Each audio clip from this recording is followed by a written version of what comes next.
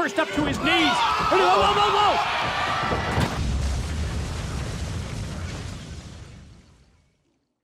Salut à toutes et à tous et bienvenue dans la fosse à Piquet, ici à Oral pour le débrief de Hell in a Cell 2018. Et comment vous dire? Si vous avez vu ma vidéo que je n'avais pas mis en public concernant le brief, vous savez que je ne suis pas du tout hypé par Hell in a Cell 2018. Je n'étais pas du tout hypé. Mais pour vous donner mes impressions, ma première impression en fait sur Hell in a Cell 2018, faut imaginer. Je pense que beaucoup d'entre vous ont déjà au moins entendu parler du film Le Grand Blond avec une chaussure noire. Imaginez, on vous annonce une suite. Si vous avez déjà vu le film, vous devriez vous dire « Ah oui, mais une suite, non, j'ai pas envie, on s'en fout, quoi. La fin de Le Grand Blond avec une chaussure noire était passable, mais ça donnait pas envie de faire une suite. » Là, ils sortent une suite, et comédie française de l'année. Voilà. Mais vous avez pas envie de le voir, donc le film va se prendre un four. Hell in a Cell, on est presque dans la même disposition.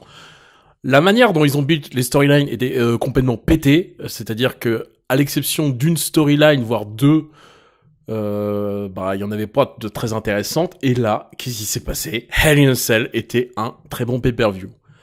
Dire que c'est le meilleur de l'année, il y a quand même un pack que je ne franchirai pas tout de suite, parce que déjà Money in the Bank était très bon.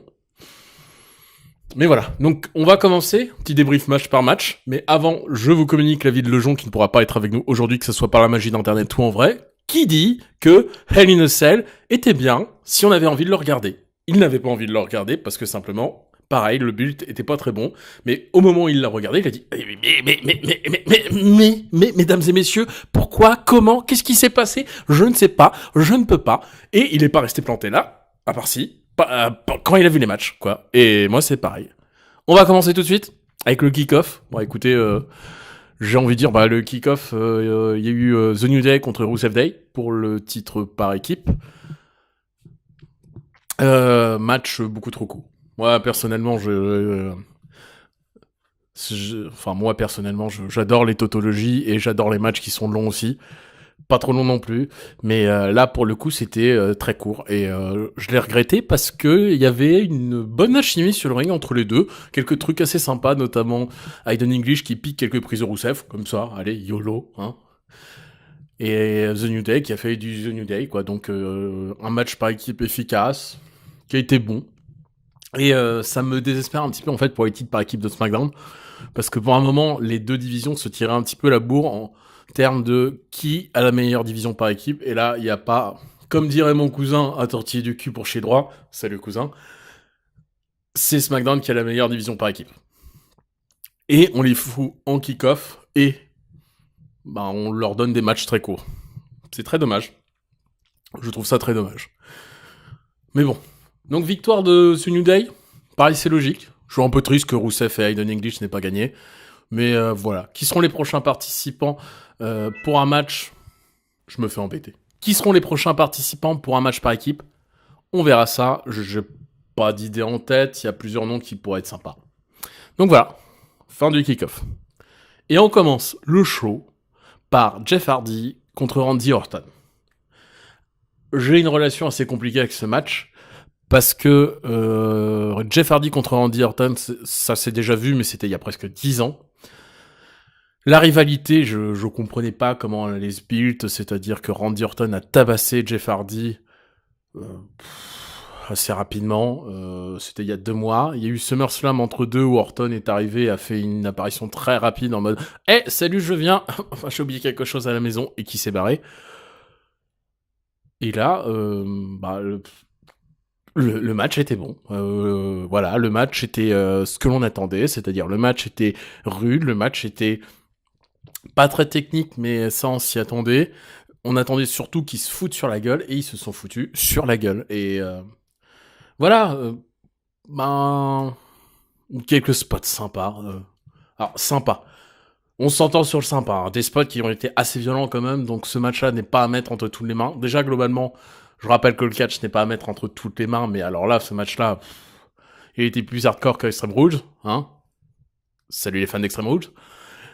Il y a eu un passage particulièrement avec un j'ai plus le mot en français, un tournevis, voilà, un tournevis qui a été que Randy Orton a utilisé sur l'oreille de Jeff Hardy parce que Jeff Hardy est percé et a un écarteur à une de ses oreilles. Et on a pu voir que les oreilles de Jeff Hardy étaient très souples à ce moment-là.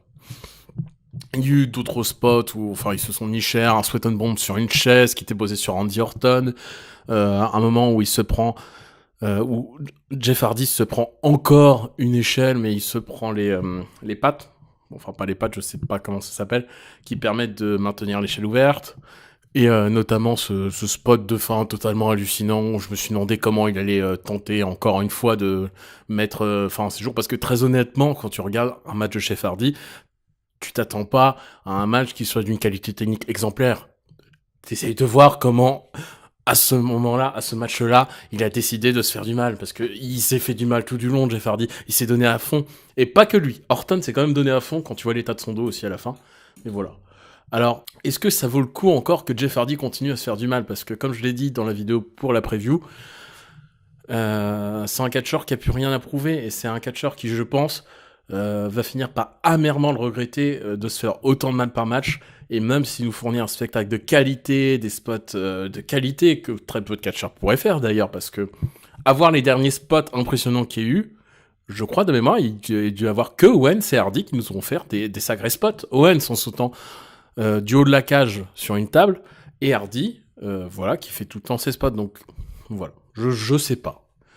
Parce que je suis très partagé, j'aime bien Hardy, mais j'ai pas envie non plus qu'il se blesse trop. Victor Dorton, c'était logique. Donc plus de matchs hardcore à la télé peut-être, messieurs la WWE, j'aimerais bien. Ça pourrait être cool. Pas trop non plus, mais voilà. Deuxième match. J'ai oublié lequel c'est. Deuxième match du show principal, qui était certainement le match que j'attendais le plus dans le show, c'était Charlotte contre Becky Lynch pour le titre. Pourquoi je l'attendais? Parce que j'avais qu'une hâte, c'était que Becky Lynch remporte le titre. Pas que Charlotte perde, parce que bon, je pense que ceux qui nous regardent depuis nos débuts savent que Charlotte est une athlète d'exception. Et il n'y a pas que moi qui le pense. Le match était très bon. 2-3 petits botches, mais il y en a eu dans tous les matchs. Donc je vois pas pourquoi je les ferais plus remarquer qu'ici.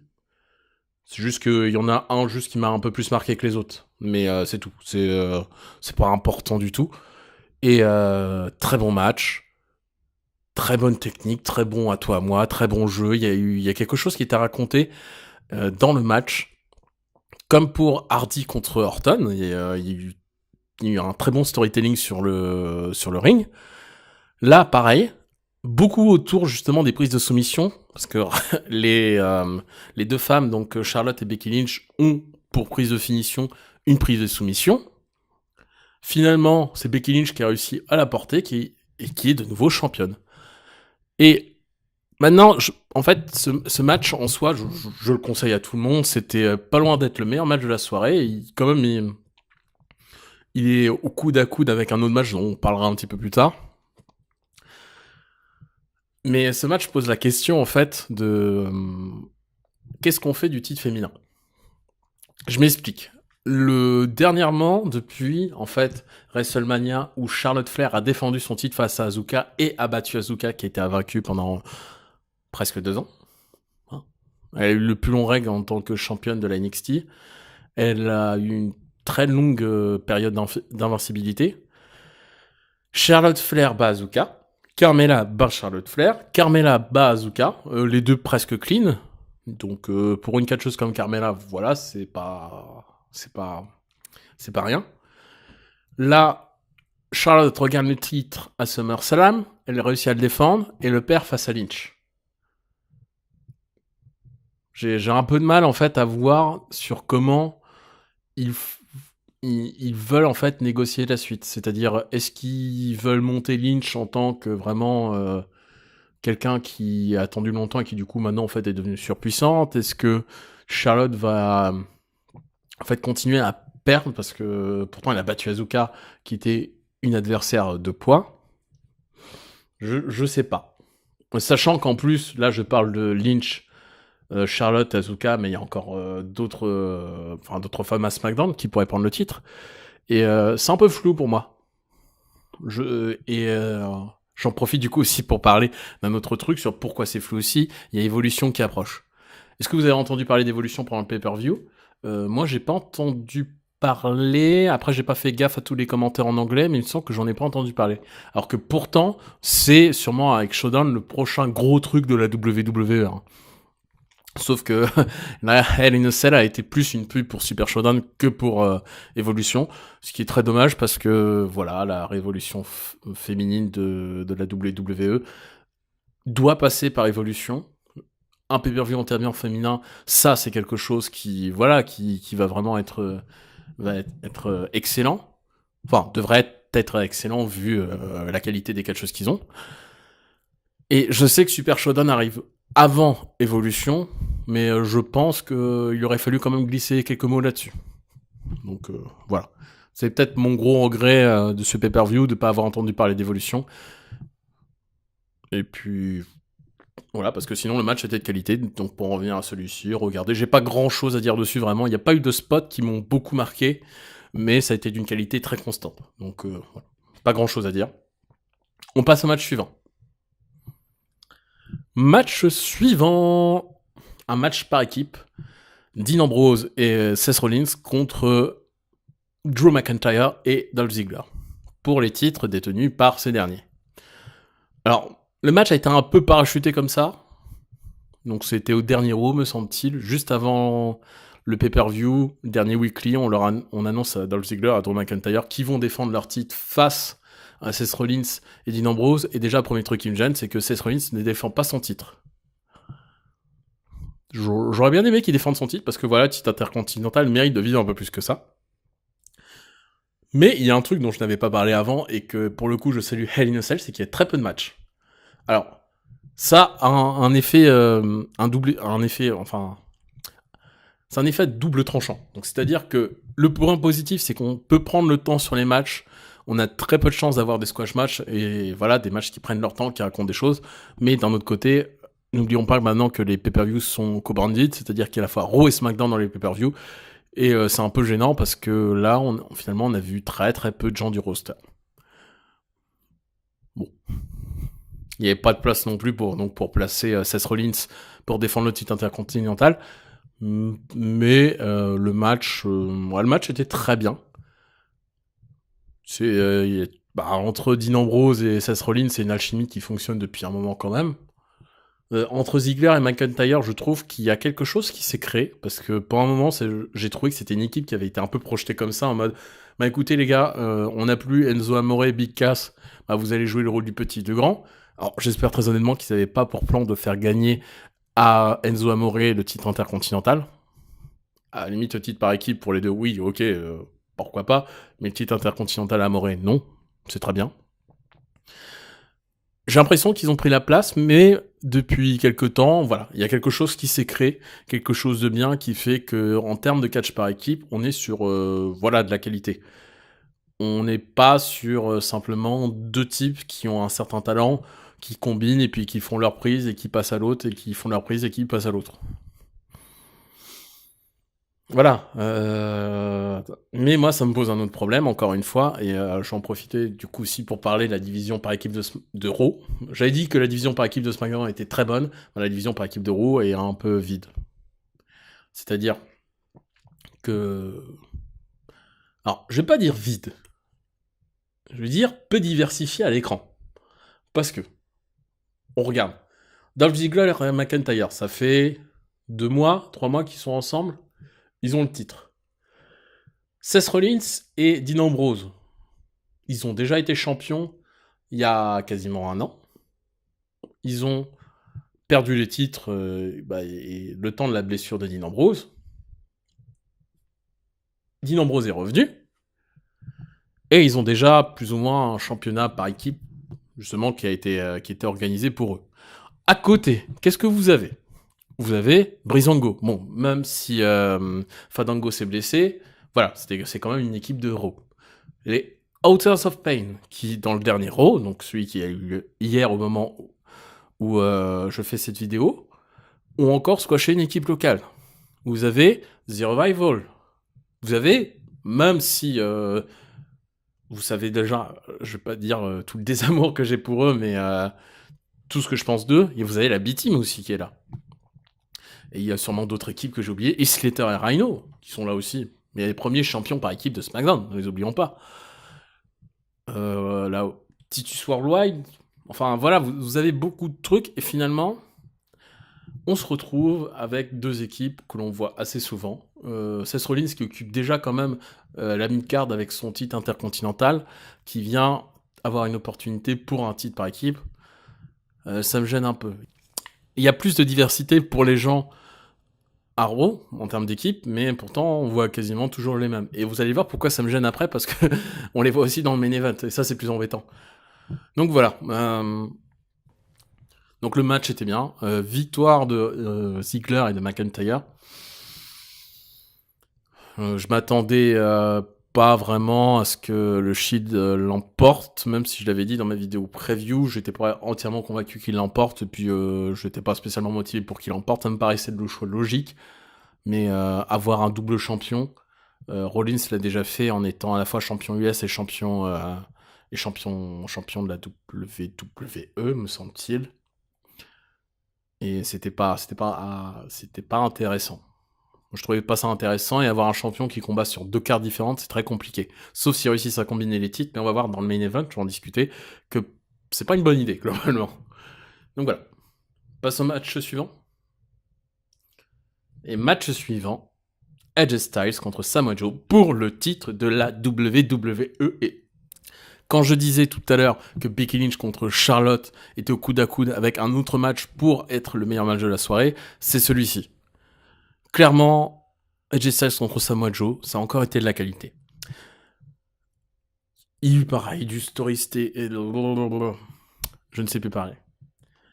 Il y a eu du storytelling sur le ring, ça racontait quelque chose, encore une fois.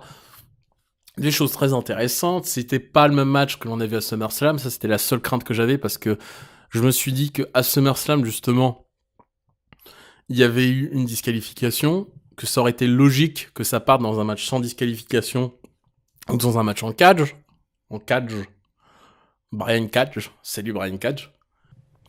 Donc que ça parte dans un match en cage, dans un Hell in a Cell, enfin voilà, mais il y a rien eu de tout ça. C'était quand même un match de qualité. J'ai pas grand chose à dire dessus, parce que ce qui est assez étonnant en fait, c'est que globalement, tous les matchs de la soirée, à quelques exceptions près, notamment Randy Orton contre Jeff Hardy, bah il n'y a pas eu tellement de hotspot en fait, il n'y a pas eu vraiment de moments où on s'est dit waouh quand même. Et c'était de qualité tout du long. Bon, voilà. Et donc AJ Styles contre Samoa Joe, deux personnes qui sont techniques, deux personnes qui sont pas taillées de la même manière du tout. Ils ont bien joué justement encore une fois sur ce côté AJ Styles qui est très agile et assez maigre comparé à Samoa Joe, mais bon, AJ Styles est quand même assez musclé, hein. Et puis voilà, en fait, j'ai pas grand chose à se dire de ce match, c'est que une fois que je l'ai complimenté comme ça, regardez-le quoi, regardez-le très franchement, voilà, regardez-le, re-regardez-le. J'ai pas grand chose à dire. Donc victoire TJ Styles, une victoire controversée, et ça m'intéresse, parce que justement je me suis dit ça aurait été dommage de s'arrêter là s'il n'y avait pas eu un match hardcore, un match vraiment qui était qui pouvait justement pousser les deux dans un retranchement de violence qu'on n'aurait pas vu auparavant de la part des deux. Enfin, si de la part de Samoa Joe, oui, mais pas de la part de Jay Styles. Et là, on va la voir, ce match. On va la voir, devinez où ? À Super Showdown, encore une fois. La vidéo, enfin, les vidéos de présentation pour Super Showdown. AJ Styles contre Samoa Joe pour le titre à Super Showdown. Voilà, c'est bon. C'est Hell in a Cell et c'est une pub géante pour Super Showdown. Et c'est bien dommage, quoi. Mais voilà. Je pense que on va quand même avoir un show de qualité à Super Showdown. Enfin, j'espère, vu tout le pataquès qu'on fait autour. Donc voilà. Alors, pour le prochain match, j'avais oublié que ce match avait eu lieu. Et pour moi, c'est un des points faibles de la soirée. C'était The Miz et Maryse contre Daniel Bryan et Brie Bella. Bon. Pareil, ceux qui nous suivent depuis un moment savent l'amour que je porte à The Miz, savent l'amour que je porte à Maryse et à ce couple, voilà. C'est clairement, c'est un des seuls couples pour lequel je regardais une télé-réalité parce que ils me font marrer. Daniel Bryan et Brie Bella, bah, ils me font moins marrer, mais j'aime Daniel Bryan, Brie Bella, ça va. Ils ont fait un match mixte.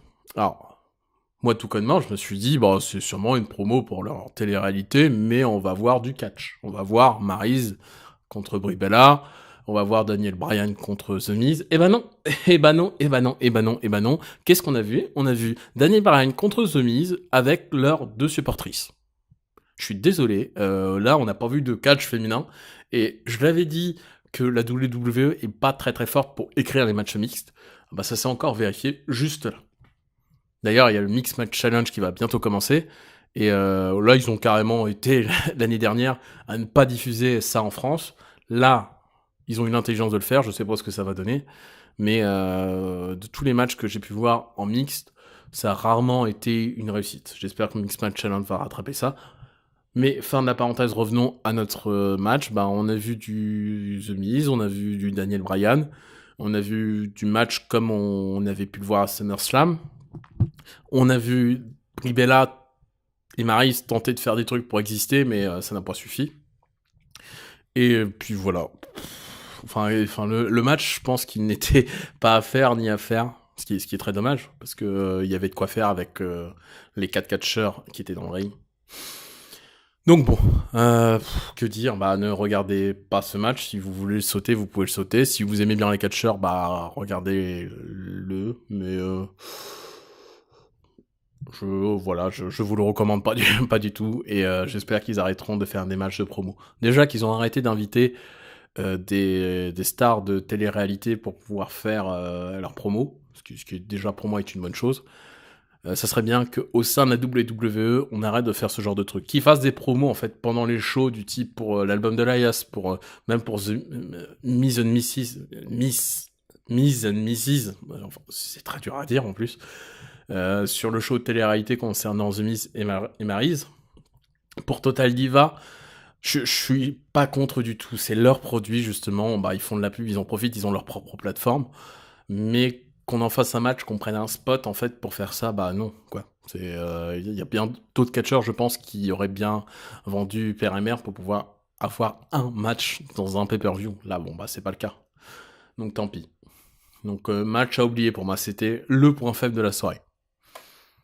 On va passer au match suivant, donc qui est Ronda Rousey contre Alexa Bliss pour le titre féminin d'Euro. Et je m'attendais à une redite en fait du match à SummerSlam, c'est-à-dire un squash match.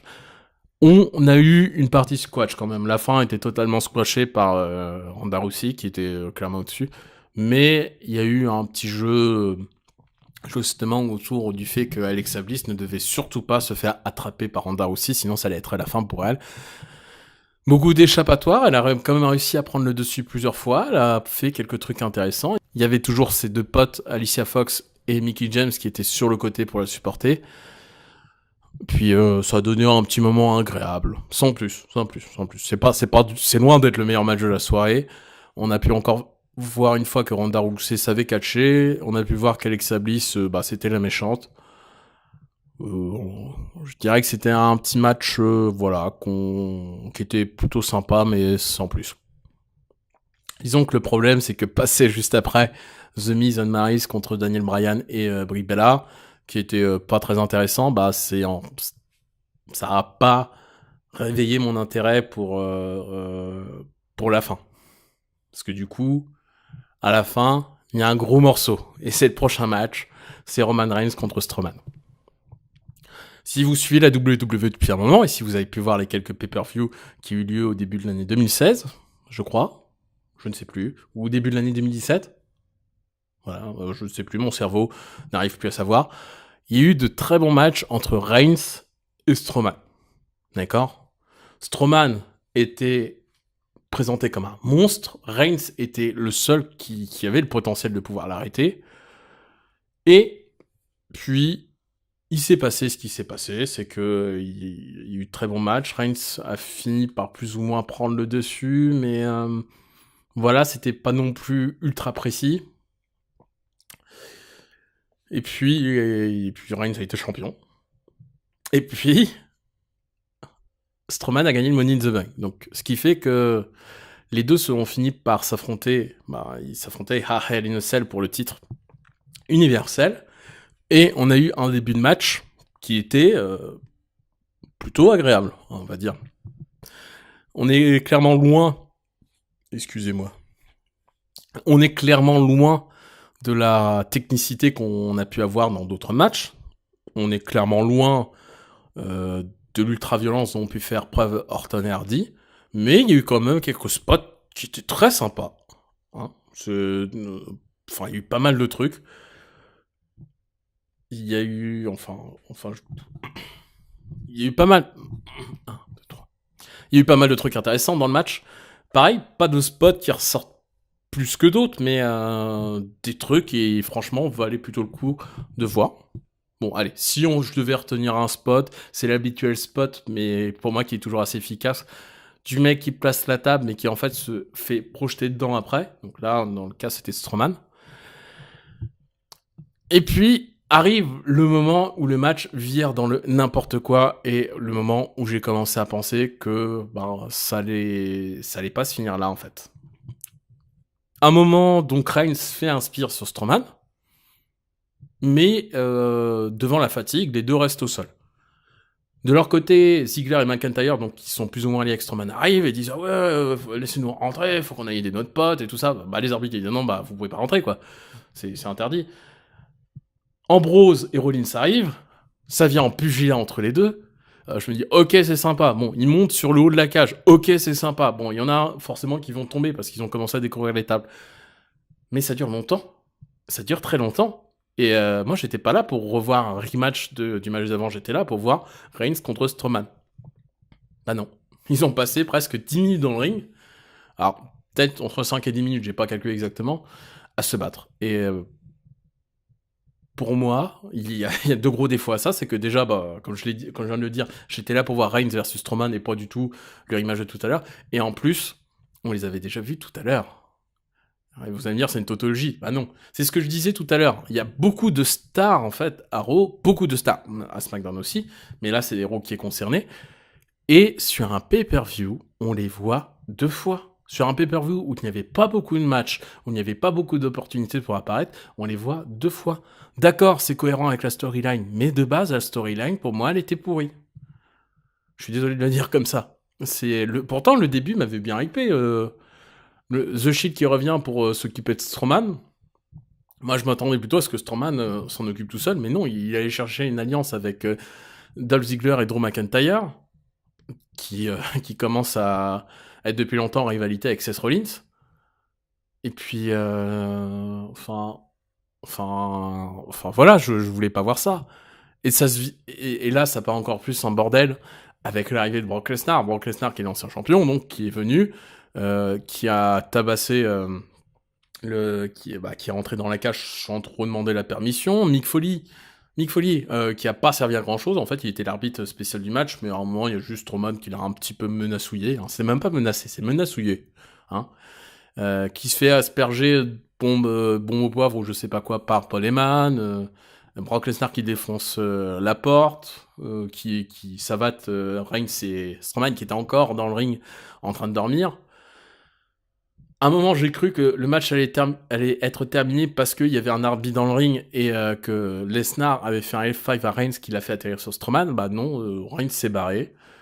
Le match s'est terminé sans décision. Il n'y a même pas eu de vainqueur.